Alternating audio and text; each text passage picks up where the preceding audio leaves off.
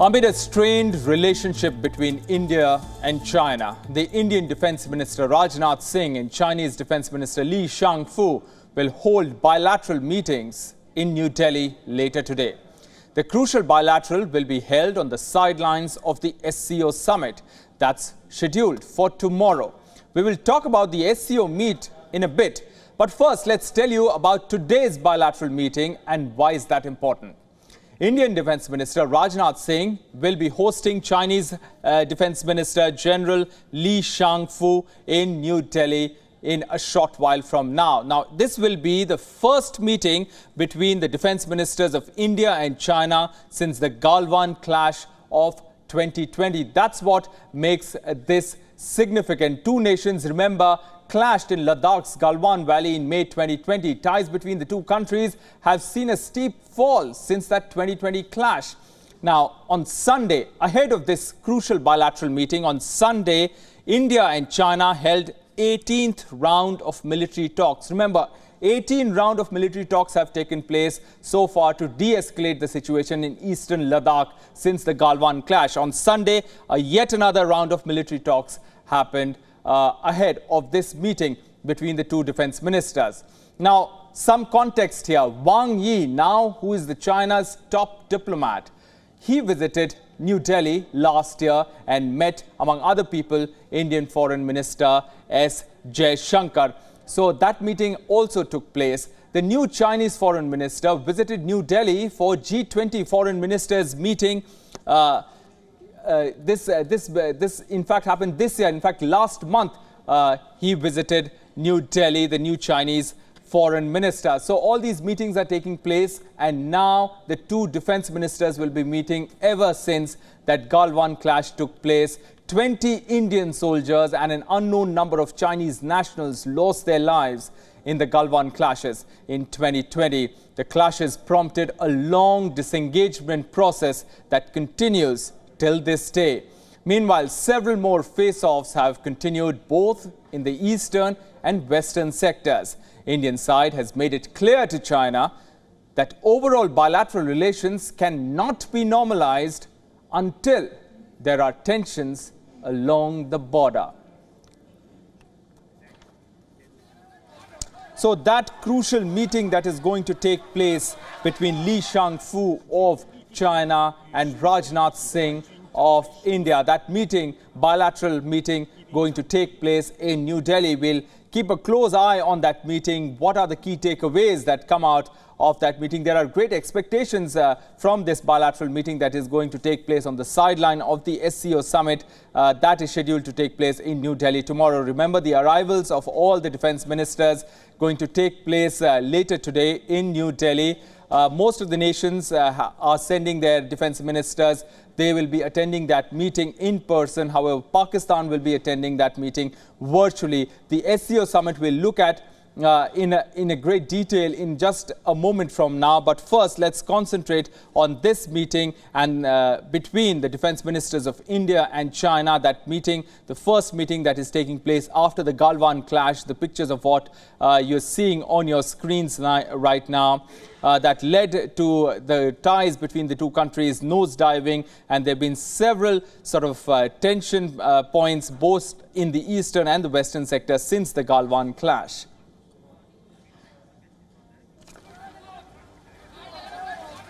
Okay, let's now go across to Siddhant Sibal, our principal diplomatic correspondent, who is reporting from New Delhi on these two crucial meetings. India is hosting the Shanghai Cooperation Organisation Defence Ministers meeting tomorrow. The meeting comes even as India is the president of the grouping and will be chairing the Foreign Ministers meeting next week and then the summit in the month of July. We know that India's focus is on various issues, including countering terrorism, radicalization, and of course emphasis on shared culture, especially Buddhism. So the outcomes of the defense ministers meeting, of course, will be seen closely as it impacts the region and beyond as well, because it involves key regional players including China, India and Russia. With video journalist Chandrasekhar, Siddhant Sibal for WION in New Delhi.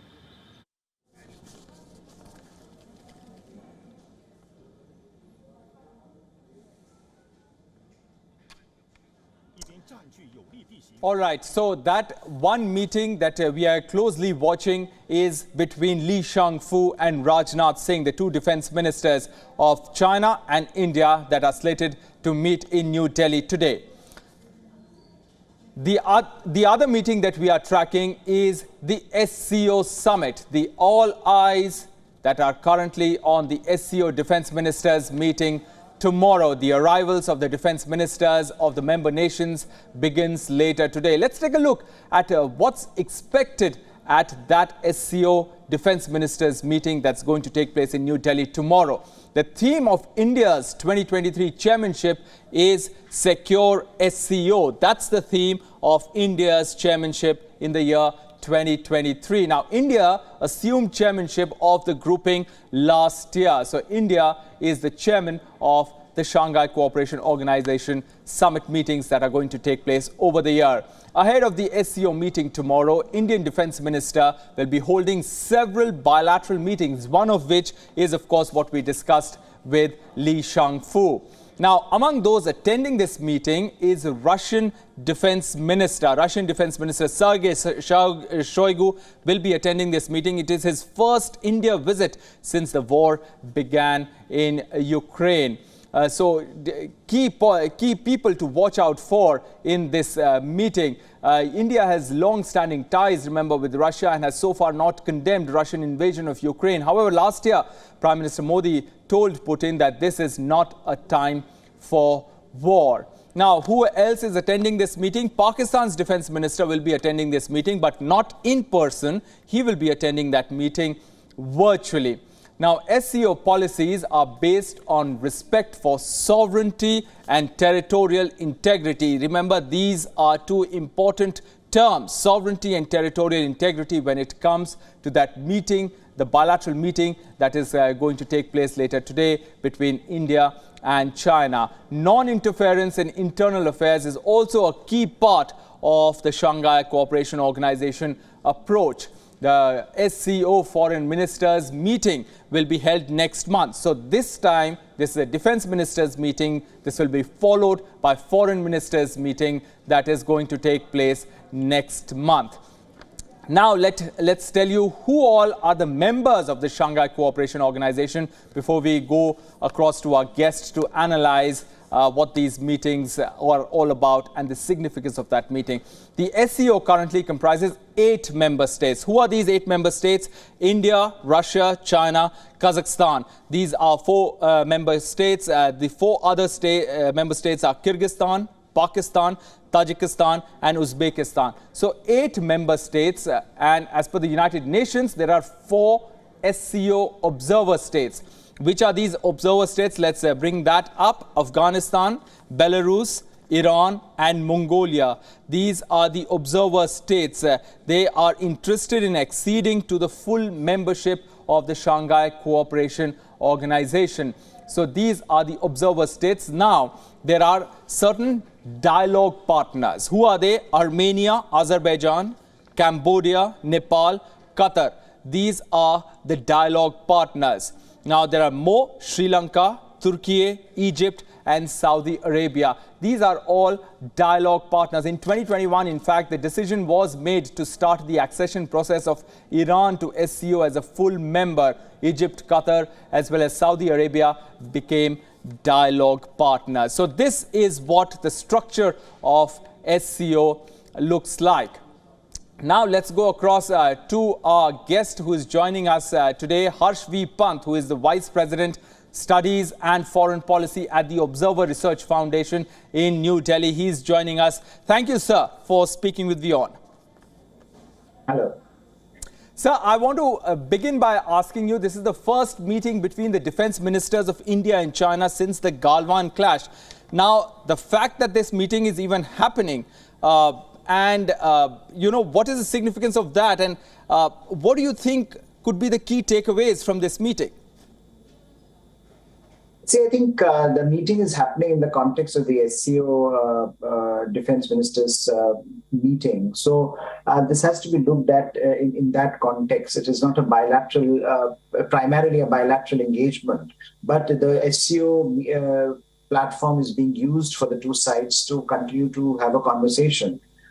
Despite the Galwan crisis, India and China have not really given up on engaging with each other. There has been a continuous dialogue at the military level that has been happening. Several rounds of that has happened. In fact, one of the rounds had happened very, very recently. So I think that is part of the larger exercise that India is putting up to ensure that its interests are preserved, that the dialogue momentum continues. And this perhaps indicates that there is a seriousness on both sides to see to it that dialogue is maintained. But I think the proof of the pudding will be in the eating.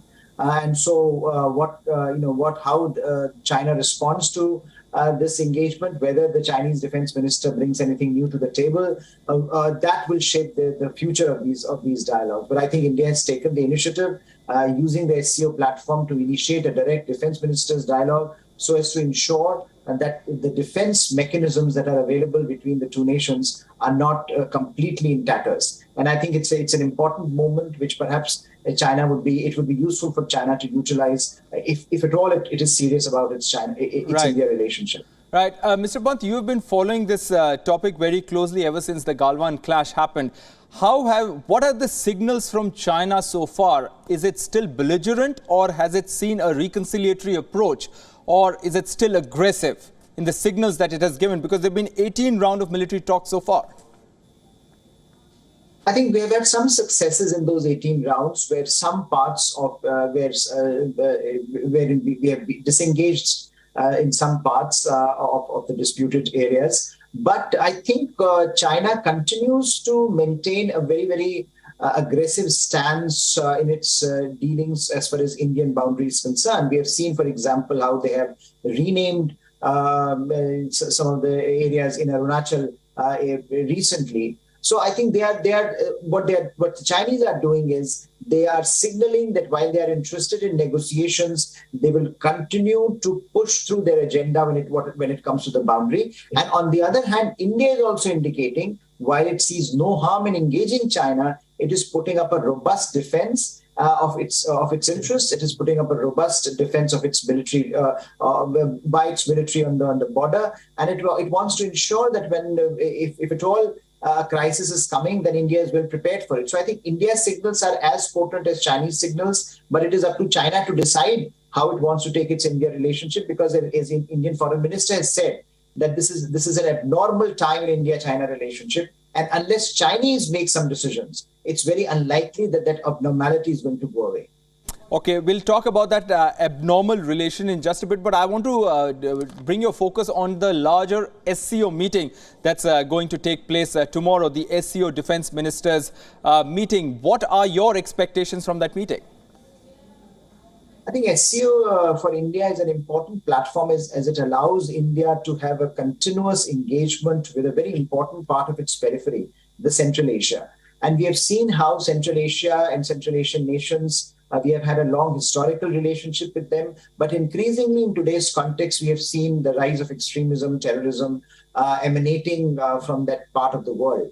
And India has been very, very vocal about the need for regional countries to come together, to work together. And in the process of India's presidency of the SCO, we have seen India's emphasis on humanitarian and disaster relief, how, especially when it comes to the defense mechanisms, how certain kinds of practices and medicines can be engaged with across the region. So that we have seen in the last few months under India's presidency. And I think India is hoping that under its presidency, a robust mechanism, a very clear-cut mechanism which allows India to talk with its neighboring countries in Central Asia on terrorism, on extremism is created, is taken forward, and is really strengthened, because that's where India feels some of the most important issues lie. And that's what India wants to take forward. So I think Defence Ministers meeting is perhaps is going to be an important marker in that endeavour. It will bring these countries together to shape a regional mechanism on counter-terrorism.